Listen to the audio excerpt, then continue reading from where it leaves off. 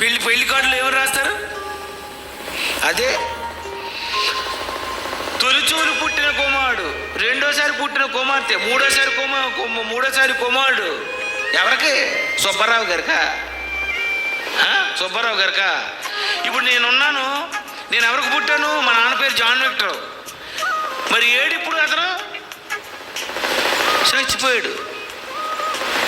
అప్పుడు నేను ఏమనుకోవాలి? హ్యాపీ బర్త్డే టు యూ అంటానా? మా నాన్నే చచ్చిపోయాడు, నాకు తెలీదు.